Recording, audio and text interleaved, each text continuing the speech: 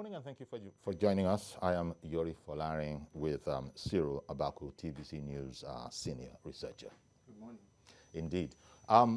Well, just before we get into it, fans of Afrobeat would have heard the news of the passing on of the great Tony Allen, Afrobeat drummer in Fela Ransom Kuti's. Well, sorry, I beg your pardon. Did I say Ransom Kuti? And Nicolas Kuti. Thank you very much, Fela Nicolas Kuti's band. Fela himself had passed on that was in 97. 97. The news came through yesterday that Tony Allen had passed away in France at the age of 79, but not related to COVID-19. Tony Allen has been described as sort of a co-founder of the Afrobeat genre, and Fela, in his lifetime, is reported to have said that without Tony Allen, there wouldn't have been Afrobeat. May his soul rest in peace. That's for the Afrobeat connoisseurs as well as the older music fans who will know about those kind of names. Tony Allen, rest in peace. Now, we're still in the middle of COVID-19, and then it's Labor Day. So it's going to be a Labor Day unlike any other. We'll come to that in a moment, but we have a report, and maybe we'll have a couple, but let's take the first one that we do have. Presidential Task Force. Another day for the Presidential Task Force to give update on collective efforts to slow down the spread of the coronavirus. The number of people with confirmed cases of the virus continues to rise as testing and contact tracing by health authorities also intensifies. But Kano State still sticks out like a sore thumb in the desperation to flatten the curve of transmission. The Minister of Health says already help has reached the ancient northern city. And PTF in supporting Kano State COVID-19 Task Force with necessary material, training, and human resources. They will include assembling and dispatching a technical team from Federal Ministry of Health and also from the Infectious Disease Hospital in Irua to join a technical team from Lagos Ministry of Health, which is already on ground in Kano at the request of His Excellency the Governor. Now that there is a federal government-approved guideline for the gradual and phased easing of the lockdown, the chairman of the Presidential Task Force says the approved precautionary methods should still be maintained. We must understand that this is still a war against an unseen and potent enemy. No one should mistake the easing of restrictions for permission to act without care. The security agents have been instructed to respect the rights of citizens while also ensuring strict enforcement. The Presidential Task Force says moving forward, there will be an intense sensitization and social mobilization to persuade more people to go for testing. And also, as the global scramble for a vaccine continues, the federal government says it needs the input of researchers and scientists to strengthen efforts at breaking the chain of transmission. Femi Akonde, TVC News, Abuja. Okay, that's giving us, a summary of, where we are now. In fact, in terms of the latest updates, Lagos has been overtaken in the single day, toll. By Kano. Mm-hmm. Yeah, so by last night's figures, we are now at 1932, that's about 1,932 total cases. Kano alone had 80, which is quite a massive one. Lagos had 45. And that was a humongous jump for Kano. Yes, it was. Gombe had 12, Bauchi had 9, Sokoto had 9 as well. Borno and Edo had 7 apiece. We can't go down the line because it'll be confusing. Yeah, but at least, in terms of the top three, the sort of order has changed. Mm-hmm. The top three being Lagos, Abuja, and then Kano. And Kano now, yes. So this only, but again, we need to look at the fact that I think the hue and cry some days ago was the fact that we needed to resume testing in Kano, which has been resumed. So the more we test, the better we have a picture of what we're really dealing with. So it's a good thing. The numbers are scary, but there's a plus that comes with it, which is the fact that we now know what we're dealing with. And so going forward, as we strengthen testing and we get to know the number of cases that we are, that are that we're going to be handling, health workers will be better positioned and better equipped with information to be able to reach out. And the thing is that on a day like this, which is the International Workers' Day, the focus is on occupational safety for health workers. Exactly. For the worker, but basically mostly for health workers. So that's going to be top of mind as from Monday. That's going to have to be top of mind from Monday, because there is a situation where, shall we say, circumstances force a relaxation of the lockdown on us. So the next most important thing, having now resumed, is how to now keep ourselves as safe as possible. And when this is going to be, I mean, we really have our hands full, because not everybody is able to work remotely from home. So now that there's going to be, from Monday, this relaxation that is going to allow people for many hours to be in contact or in proximity to each other, which wasn't the case before. I guess everybody, this whole matter that NCDC talks about, take responsibility, people are going to have to take that line tremendously seriously. Take responsibility for not just your health, but for others as well. But I hope that somebody is also sitting down somewhere to look at how we can. There are two things first. One is that international labor organizations are saying that resuming work, lifting the ban on restrictions, and people going back to work should not in any way compromise the gains that have been made in fighting the virus. That is one. Number two is that how can we begin to think of innovative ways of mainstreaming remote work? That's the future of work, basically. How can we? One of our guests today, Ayodele Amin, he's a human rights activist with the Human Rights Advancement and Development Center, and he's joining us from on Skype. Good morning, Mr. Amin. Good morning. Thank you very much. This is Yori Folari with Cyril Abaku.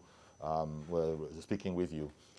Nice of you to be able to join us. And, we were just saying if you weren't hearing, but now I'm sure you're hearing. I hope you're hearing me well.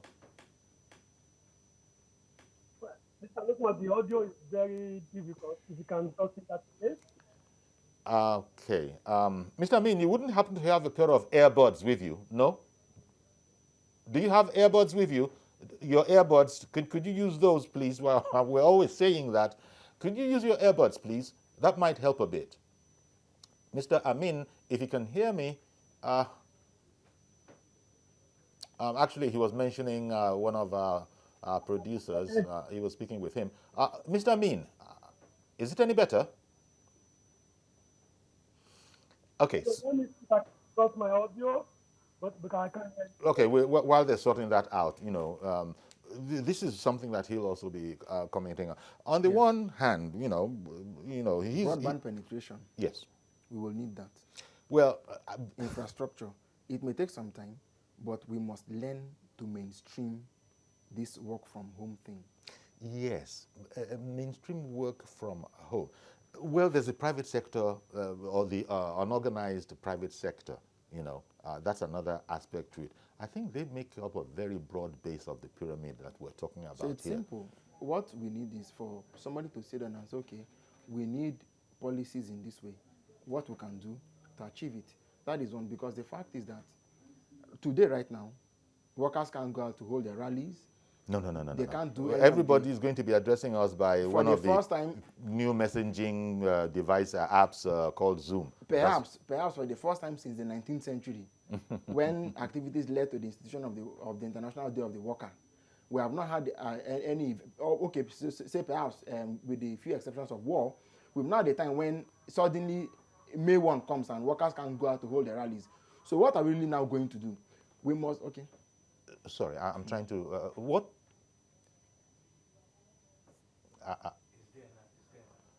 Okay, Mr. Amin, Mr. Ayodele Amin. Yes, please. Excellent. We can have. Thank you. I was saying earlier. Thank you very much for joining us. You're a human rights activist with the Human Rights Advancement and Development Center, and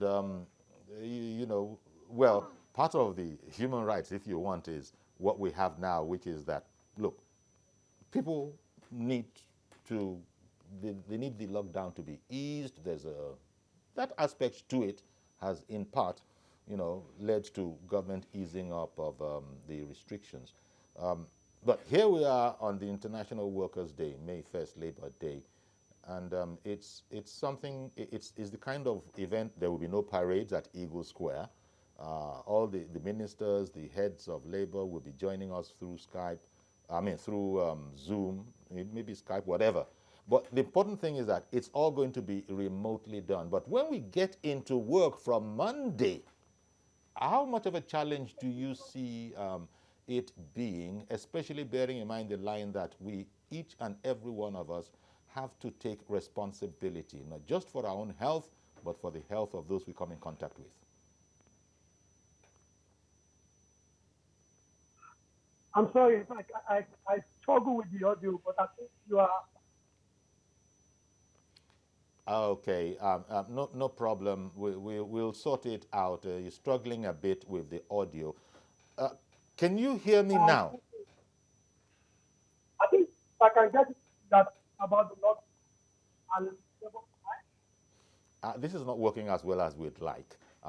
So we'll keep on working at that, and we'll come as soon as he's not the only person that we have lined up. And you know, this goes back to, you were saying something about there's going to have to be a deepening of the bandwidth in order to, as well as allied infrastructure. It is audacious. and allied infrastructure. Exactly. It is audacious, but it So can be done. here we have this issue now. I mean, it's subjective again. If we want to mainstream this, we need to get in the experts who will now sit down and, like I said, bring up a policy. The Minister for Communication, for instance, and Digital Economy has been taught.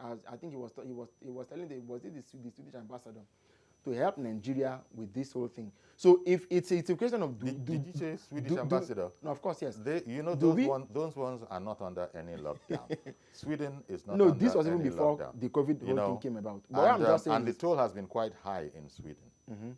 because I'm not even talking about this is before the lockdown. Okay. Plans to make bandwidth broadband penetration expand in Nigeria. Yeah. So the fact is, we're seeing it that this is the eye of the future, and we can race to getting at that point before the rest of the world does. If we're so willing, today there are a lot of job losses because of COVID-19. Well, let's come back and talk about those job losses, because it's all in the context of labor. I've got to go on a quick break. Stay with us, please. We'll be right back.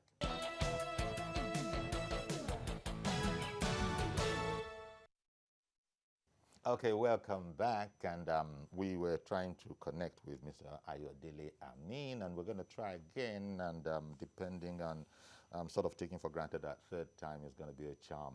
Good morning, Mr. Amin. Yeah, good morning, Mr. Yori. I said so. Good to have you on. Mr. Amin is of Human Rights Advancement and Development Center. And as I said, thank you very much for joining us via Skype. We were saying no May Day has been like this before. We're talking about human rights and all of that. And there's a sense in which human rights also has factored into our resuming in a phased way work from Monday. What are the responsibilities from your point of view as we exercise our human rights, and that indeed the authorities have said, look, there's a way we can compromise and meet with our health obligations and also the fundamental human rights of freedom? Yeah, thank you, Mr. Yori. Actually, let me start from the basic that workers are human beings.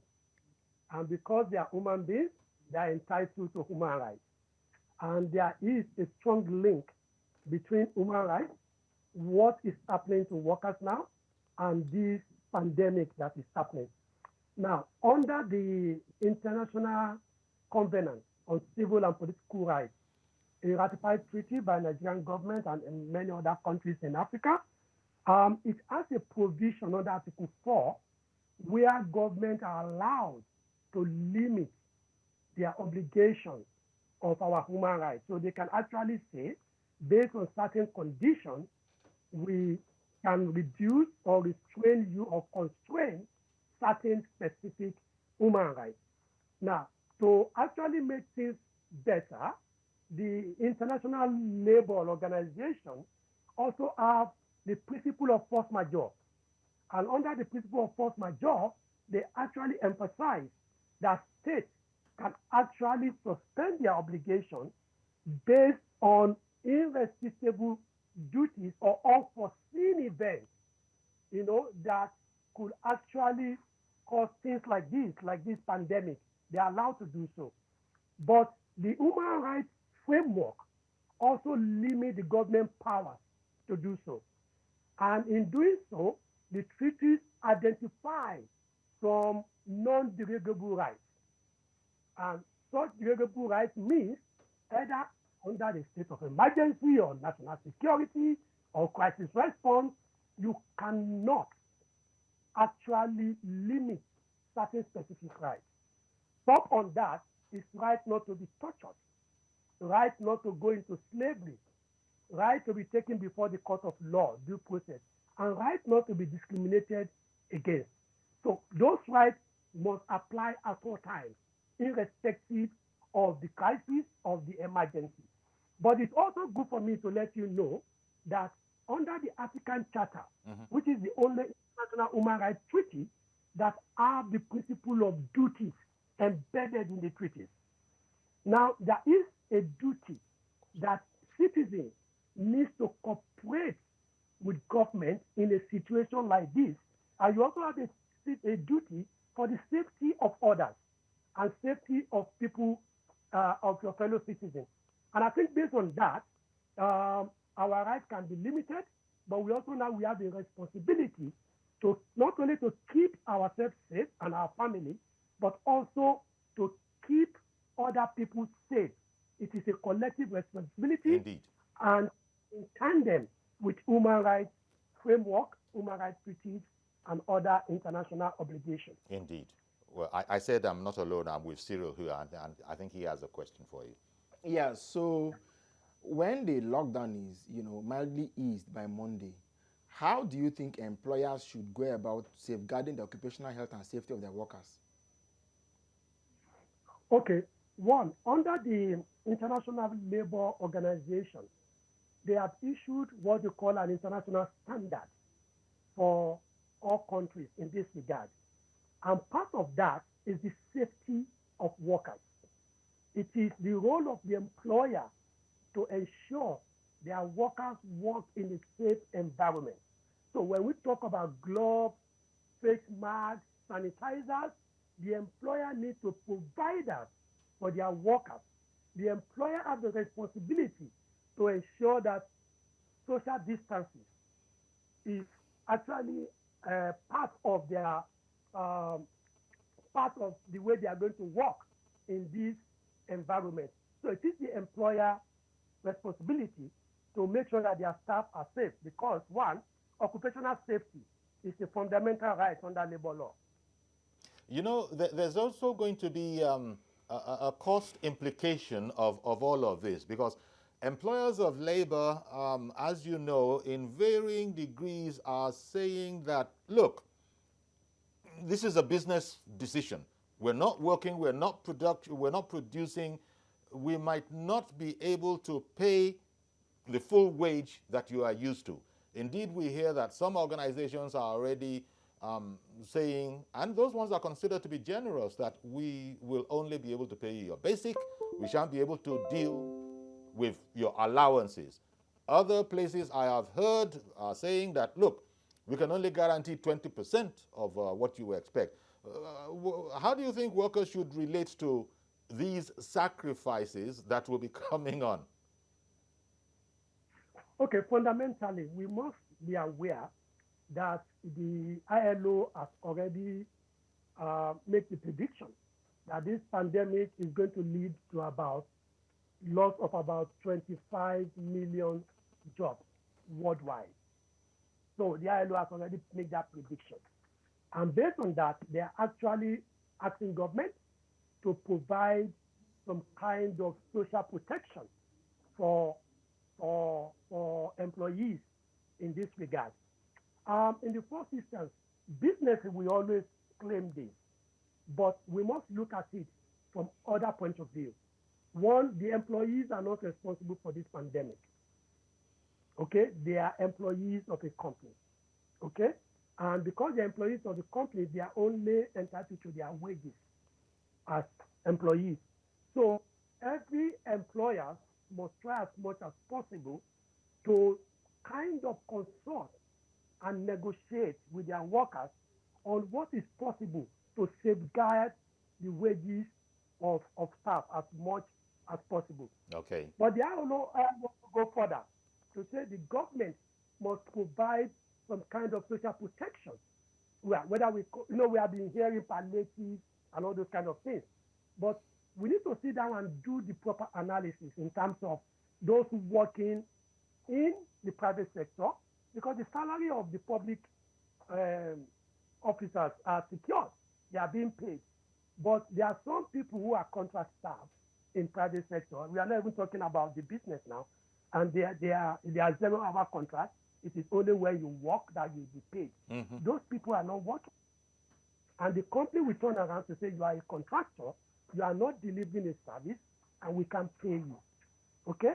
And that is why it is crucial and important that government intervention must take into cognizance those levels of employees and contractors. You have them in the banks, you have them in the oil sector, you have them in many other places, and they have to actually incorporate them into the intervention of government. Okay.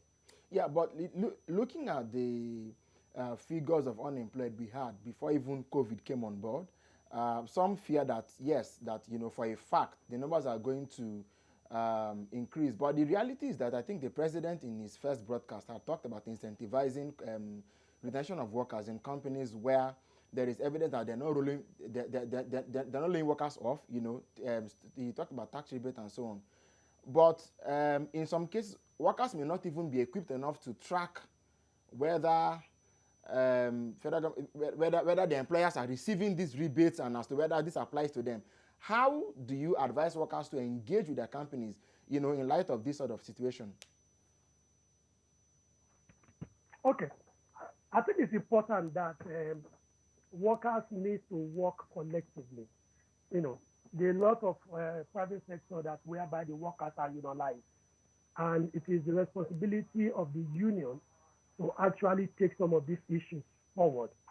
And it's also very important that the Nigerian Labour Congress is key into this government intervention in terms of the protection of the rights of workers. And also, we need to know that there are fundamental linkage here between the pandemic and not protecting workers' rights. We could go on to say, okay, we need to stay safe, we need to stay home, you are not being paid. But if you are not being paid, you might be vulnerable, even not to COVID-19, to other kinds of diseases, let's say for malaria. And if you are not receiving any income, you might not be able to have the resources to actually treat yourself or to buy the required medicine.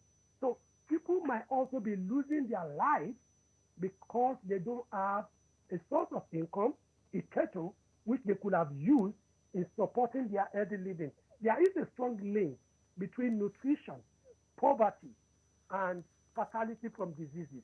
Indeed. And that needs to be looked at, and that affects workers mostly who are not being paid. Mr. Ayodele Amin, I want to thank you very much for joining us on Skype and sharing your perspectives with us. Thank you very much. Thank you. All right. So we'll go on a quick break now. Stay with us, please. We'll be right back.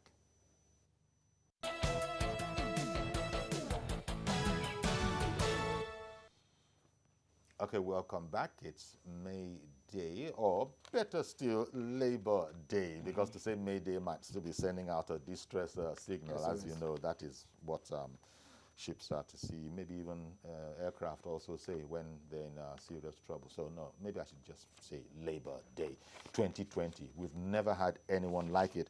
And, we're looking at all things labor. Our man in Port Harcourt, Uche, no, not Secondus, Uche Okoro, yeah. Our man in Port Harcourt, has a report.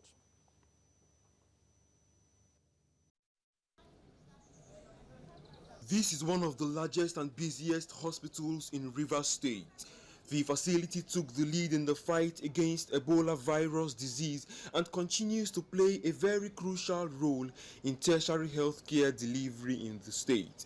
Residents have always suffered the impact of strikes by medical workers here, and there's no doubt that another one at a time when the nation is battling the spread of coronavirus may have critical consequences. But the doctors are aggrieved. They threaten to withdraw their services over the physical assault meted out on one of them by officers of the Nigerian Navy. 2 naval officers visited the NHIS clinic of the teaching hospital. They were led by Commander Unuive Thomas as well as his orderly. Commander Unuive wanted to have a CT scan done and was told that it wasn't captured under the NHIS. However, he got angry when he heard this and proceeded to the radiology department of the teaching hospital and insisted on having the investigation done without paying for it. While interacting with the doctor on duty, he got angry and initiated an assault on our colleague. And when he did this, his orderly followed up by hitting our colleague on the right eye and pulling out a belt to flog our colleague right in front of other patients and relatives present. The doctors have now resolved to withdraw their services from the Nigerian Navy until its authorities meet their demands. The Resident Doctors Association, in a letter to the Nigerian Navy ship Pathfinder in Port Harcourt, is asking for an investigation, a public apology, punishment of the officers, and compensation for the assaulted doctors. We will be withdrawing our services indefinitely to the Nigerian Navy and its personnel as a deterrent to other uniformed personnel. 2, we will be instituting a lawsuit against Commander Unuive Thomas and his orderly, as well as the Nigerian Navy, for the assault on our colleague. We have reconsidered our decision to embark on a strike action due to the prevailing COVID-19 pandemic and its impact on the public, following the intervention of high-ranking and well-meaning individuals within and outside Rivers State. The Nigerian Navy is yet to react publicly, but says steps are being taken to verify the allegation by the doctors. Uche Okoro, TVC News, Port Harcourt. Well, so there you have it. Our thanks to Uche Okoro. The report went out earlier. These are some of the challenges, and I've heard the authorities, sort of admonish our men in uniform to be on their very best behavior and, engage in a civil way with the public. The doctors, we would have had an issue, a labor issue, in the midst of what we already contending with, but the doctors have limited their action. It was going to be a full-blown strike, but you were telling me that the doctors instead... They have withdrawn the services only from the naval hospital, indefinitely, pending the determination of, the resolution of the issue at hand. And I think we must commend their wisdom in understanding that you don't use what happens to one finger to rub the rest. Otherwise, it could have been colossal, it could have been more far-reaching. Okay. The reality is that today's worker is endangered, not just for the fact of COVID-19, but by very multiple factors. In this day and age, coronavirus has become the new face of the danger facing, and especially health workers. And so, at a time when most of them will tell you that if patients don't buy hand gloves and nose masks, they normally don't have it to work with. I think good thing now with COVID-19 happening now, a number of them have actually had access to these things. The reality is that we must prioritize our treatment of people who are at the forefront of this battle.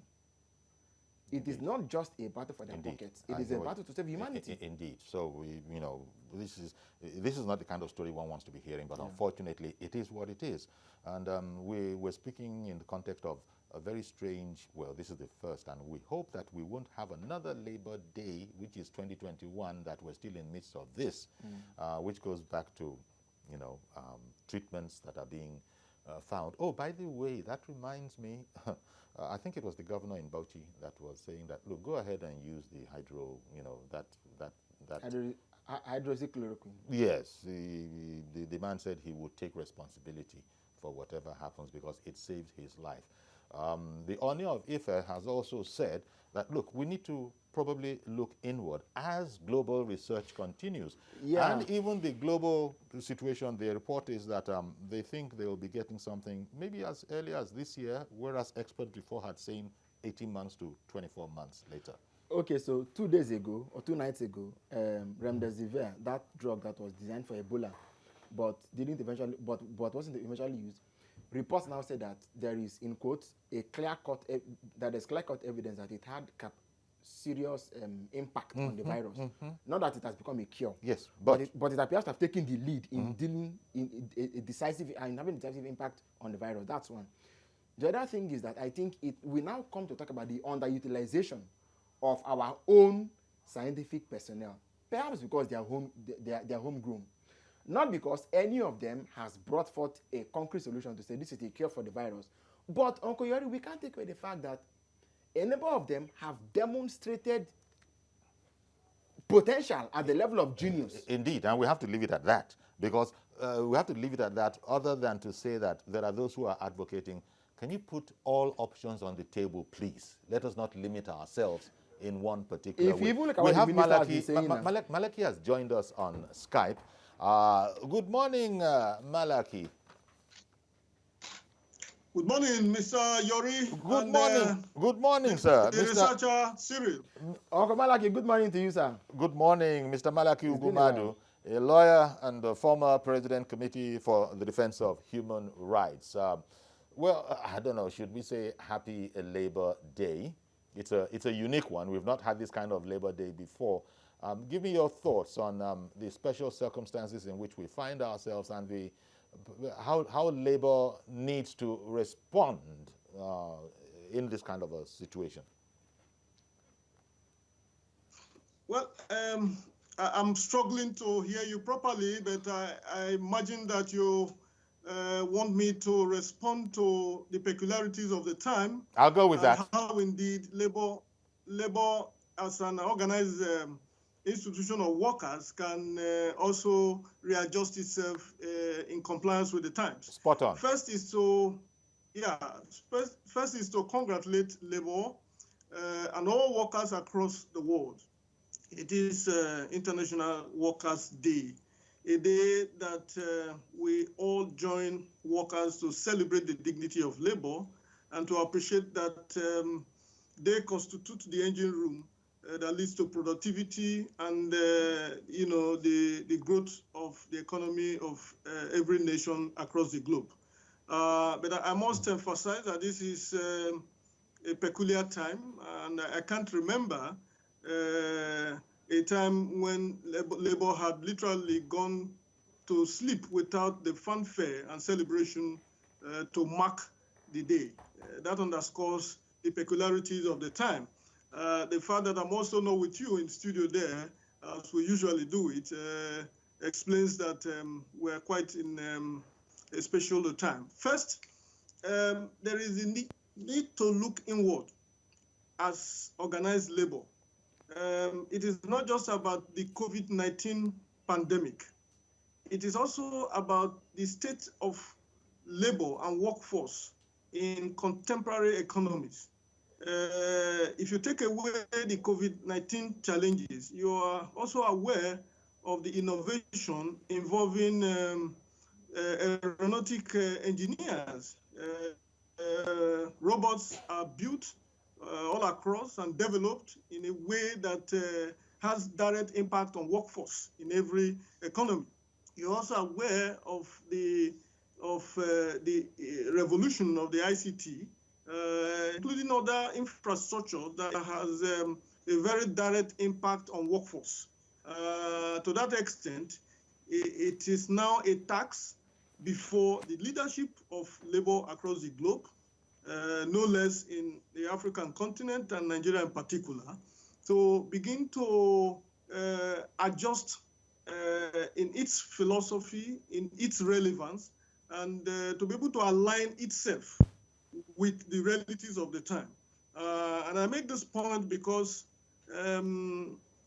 even at the moment, the International Labour Organization, which is an agency of the United Nations, has clearly come out to say that as we speak, even as at today, May the 1st, there is estimated 25 million job loss globally, and that about 460 enterprises are going to be hard hit by this situation alone.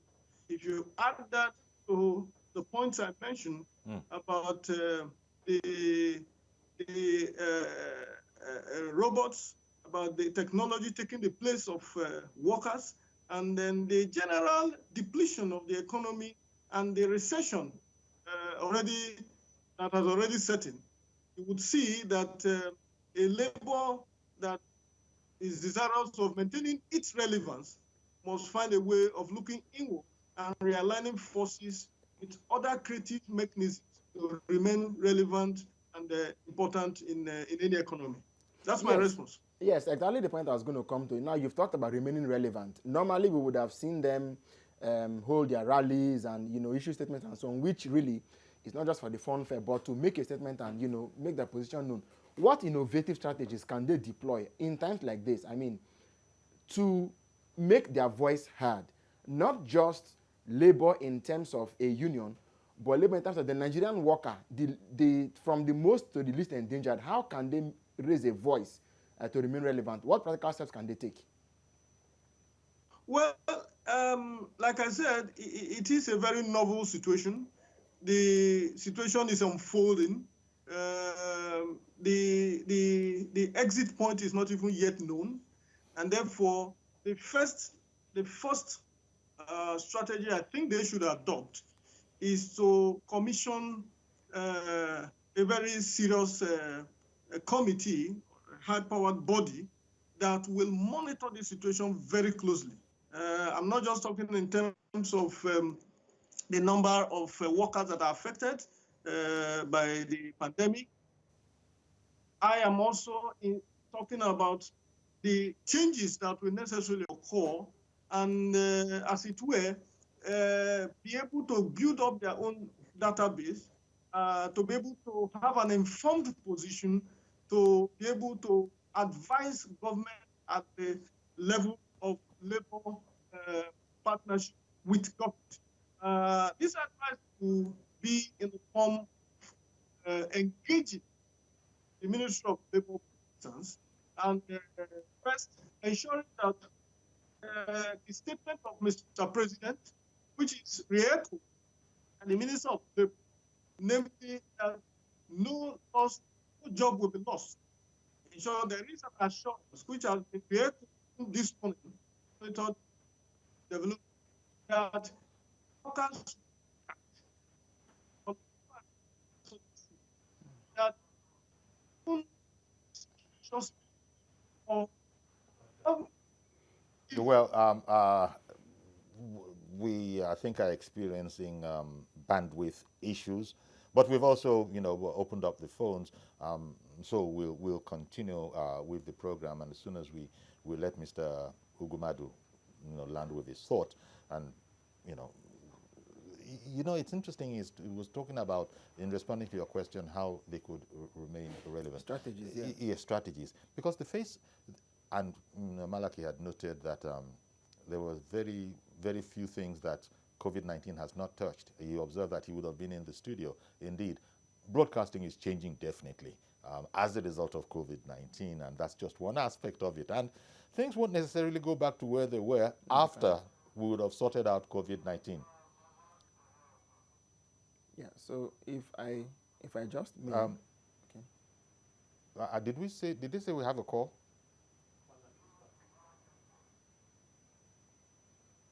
Oh, okay. Yes, we have opened up the phone lines, but I think Mr. Ogumadu is back again. Mr. Ogumadu, the bandwidth thing made it a bit difficult for us to hear you, but I think things are better now. Can you hear me better now?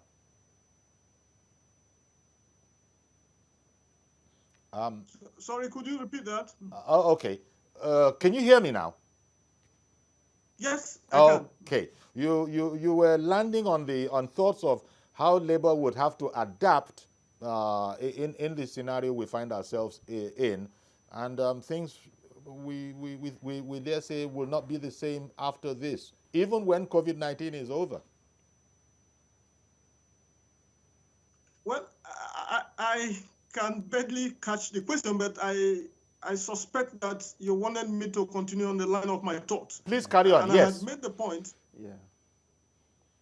I had made the point that there is the need now more than ever before for the kind of collaboration and synergy between labor and government through the Ministry of Labor, wealth creation, social investment, and all of those ministries involved in productivity.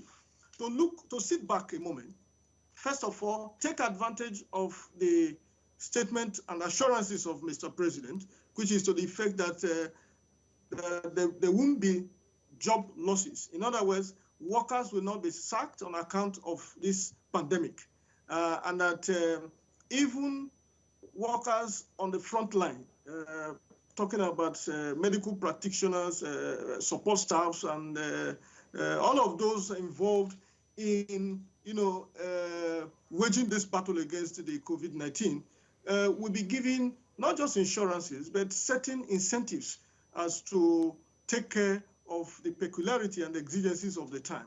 Okay. Now, that is the takeoff point. The second point is that labor I'm afraid, Malaki, I beg your pardon. Somebody, Comrade Ayo, has come in on the phone from Oshogbo. Comrade Ayo, good morning. Hello, good morning, Uncle Yori. Yeah, good morning. Please go ahead. Uncle Yori, you see, this pandemic has taught us a lot of lessons as individuals and as a government and as a country. As individuals, it has taught us the fact that this life is ephemeral, that there is nothing in this life. And as a government, it has taught us the fact that this is the time for everybody to come on board and make this country a better place. Improve on our health sector, improve on the educational sector for the youth, so that this country can move forward. Look at what is happening now. Nobody can go out. Nobody can go out to foreign land to access health care. So it is time for our leaders to know that this is the time for them to rebuild and rejig this country. Thank you very much, Comrade Ayo. I'm going to have to limit it there. I'm going to keep it short. We have very little time, and I want to see if we can get as many calls as possible in. Thank you very much, Comrade Ayo, for calling in from Oshogbo. Malaki is still with us on Skype, and I'm sorry, I wanted to thank you. I wanted to express our thanks to you, Malaki. Thank you very much indeed for joining us and sharing your perspectives with us on these most difficult of times, but you've made the point that we're going to have to be resourceful. Thank you very much, Malaki Ugumali. Thank you. Always my pleasure, and happy Workers' Day to all workers. Indeed. Thank you. Indeed. Thank you very much. We'll keep the lines open because some people always want to do that on this morning on TVC. They consider that, look, if we haven't called in, what kind of this morning is this? Yeah. So indeed, you'll be able to call in. We're making the point that COVID-19, as Comrade Ayo said from Oshogbo, has opened up our eyes, opened up our consciousness to alternative facts, if you want, almost like alternative facts of our existence.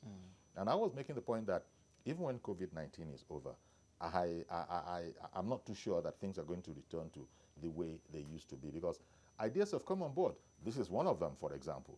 The remote guests coming in remotely. The other day we had Femi Adesina on. So now it's as easy as possible. It's just that we weren't thinking in those ways before. We always knew that we could do that, but we limited it. Reverend Dominic, for instance, he's always been a regular on phone. One of these days we're going to get Reverend Dominic on Skype. Good morning, Yori. Good morning, my dear friend. Good morning, Reverend Dominic. Good morning to you, sir. Let me make a correction of what happened the other day. I was trying to suggest the other day that we need to do a mass testing in Lagos. If we have done mass testing in Lagos, we will capture the picture of this monster that's fighting us. But we are almost losing everything now. We are about to open up the system. Because if we open up now with the way things are going... Well, Reverend, because there are more people who are infected in the town, in the city. Reverend, Reverend Dominic... Oh dear. Well, thank you very much. In fact, I don't even have any more time at my disposal. I was going to point out the whole matter of we have to take responsibility. That's what NCDC is telling us. we've got to take responsibility. Hopefully that will ameliorate the situation that you are describing, which is a very real situation, and that really brings us to the end of our program. We have to go now, but please join us on Monday for a fresh edition. And so on behalf of Cyril Agbaku and I, be safe and do have as great a weekend as you can have in these circumstances. Bye-bye for now.